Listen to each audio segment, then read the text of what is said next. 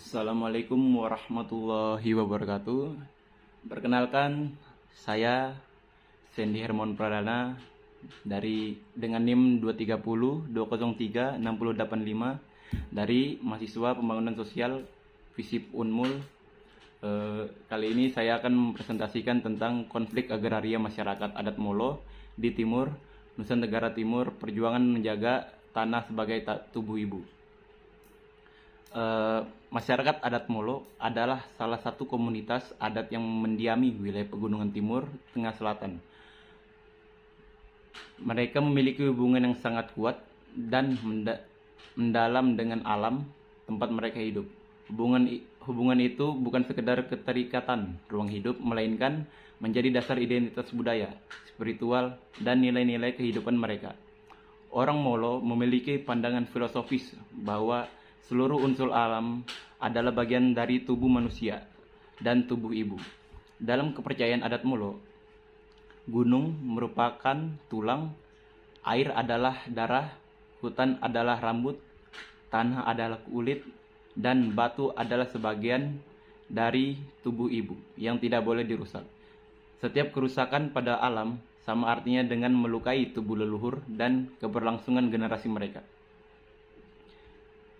Masalah besar muncul ketika negara memandang wilayah adat Molo sebagai tanah negara yang bisa diberikan izinnya kepada perusahaan untuk tujuan ekonomi.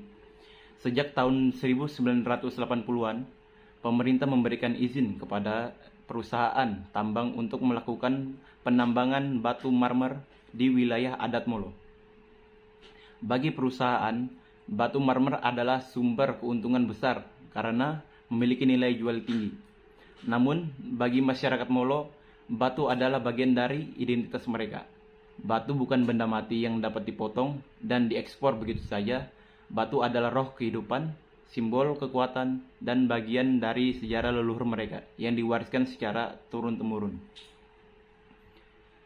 Ketika perusahaan tambang masuk, mereka menggunakan alat berat dan melakukan pengerukan gunung. Lubang-lubang besar mulai terlihat di gunung yang selama ini dijaga sebagai bagian suci dari kehidupan masyarakat. Kawasan yang sebelumnya menjadi tempat ritual adat, tempat mencari bahan makanan, tempat tumbuhnya obat tradisional, dan sumber air bagi masyarakat, berubah menjadi area eksploitasi yang keras, panas, dan gersang. Sekaligus para warga merasa sangat terancam kehilangan tanah adat mereka, karena tanah bukan hanya tempat tinggal, tetapi ruang kehidupan dan ruang spiritual. Konflik semakin tajam karena izin perusahaan dikeluarkan tanpa konsultasi yang memadai dengan masyarakat adat. Banyak masyarakat tidak diberi informasi yang jujur mengenai dampak penambangan. Beberapa orang didatangi perwakilan perusahaan dan diberikan iming-iming uang agar merelakan tanahnya. Tidak sedikit yang akhirnya menyelesaikan karena uang itu bisa habis dalam waktu singkat, sementara tanah adat yang hilang tidak dapat kembali. Konflik internal pun muncul antar warga. Ada yang mendukung karena terdesak ekonomi, dan ada yang menolak karena memahami ancaman besar terhadap ruang hidup mereka. Seiring berjalannya waktu, kerusakan lingkungan mulai terasa nyata. Air bersih yang selama ini mengalir dan air mata di pegunungan mulai berkurang, bahkan mengering di beberapa titik.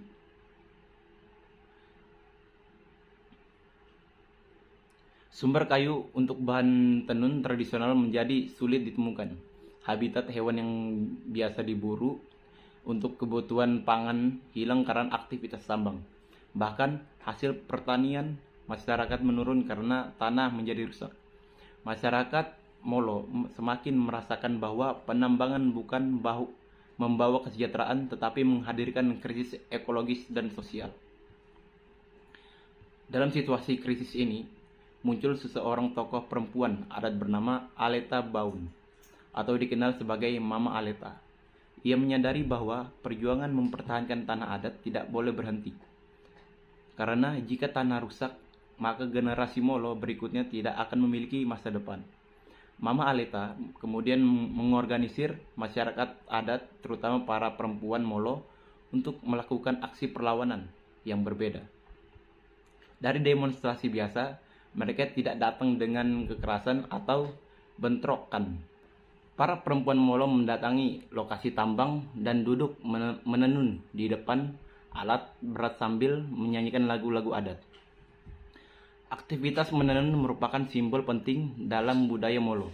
Menenun melambangkan perempuan sebagai penjaga kehidupan, pengikat keluarga, serta penerus pengetahuan leluhur.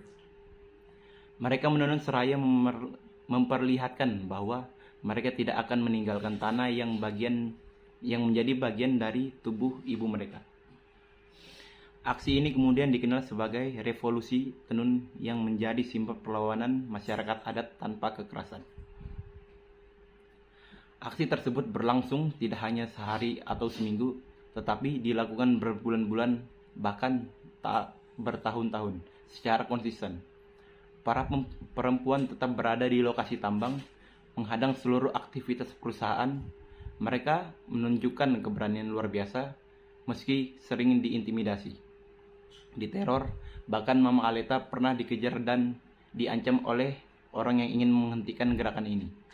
Namun mereka tidak goyah karena bagi mereka melindungi tanah adat adalah melindungi kehidupan anak cucunya.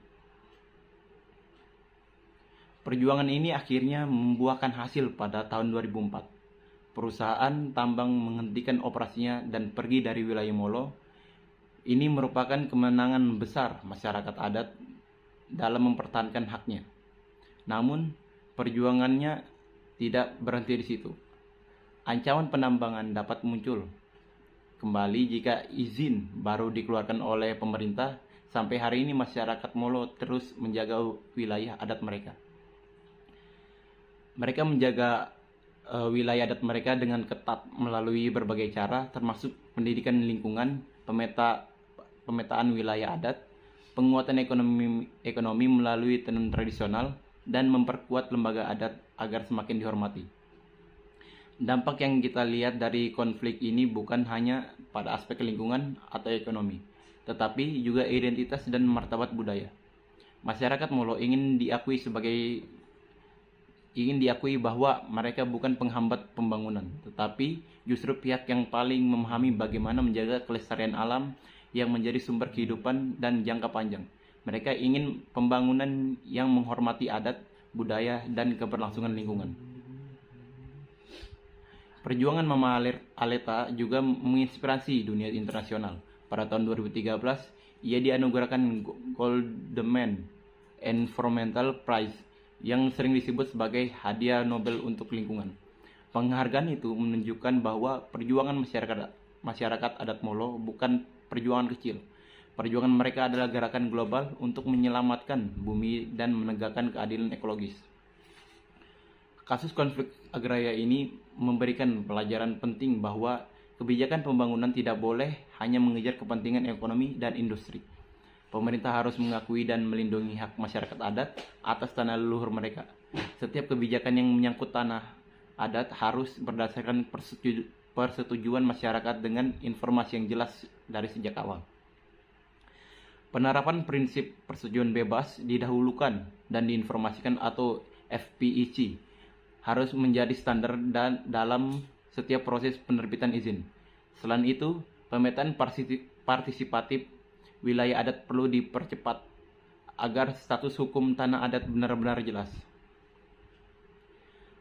Masyarakat Molo sendiri harus berusaha menjaga keberlanjutan melalui ekonomi adat. Tenun ikat tradisional yang menjadi warisan budaya perempuan Molo tidak hanya bernilai ekonomi, tetapi juga menjadi simbol keberlanjutan alam. Setiap motif tenun mencerminkan hubungan alam dengan manusia. Ketika tenun berkembang, berarti alam juga tetap terjaga. Pada akhirnya, konflik masyarakat adat Molo mengingatkan seluruh bangsa Indonesia terhadap tanah bukan sekedar komoditas. Tanah adalah ruang hidup yang tidak dapat dipisahkan dari sejarah, sistem nilai, dan identitas suatu komunitas. Tanah adalah pusaka masa lalu dan harapan masa depan. Jika tanah dirusak, hilang pula masa depan dan generasi yang akan datang. Perjuangan Molo adalah bukti bahwa masyarakat adat memiliki kekuatan besar untuk menjaga alam ketika hak mereka tidak dihormati dan diakui. Semoga kisah ini membuka mata kita bahwa pembangunan yang sesungguhnya adalah pembangunan yang berpihak kepada kehidupan. Masyarakat adat Molo mengajarkan kita satu hal. Melindungi alam berarti melindungi diri kita sendiri. Mulai dari hari ini, mari kita mendukung keadilan agraria dan pengakuan penuh terhadap masyarakat adat yang telah menjaga bumi jauh sebelum dari negeri ini berdiri. Mungkin itu saja penjelasan dari saya terkait reforma agraria. Sekian dan terima kasih. Wassalamualaikum warahmatullahi wabarakatuh. Fuck.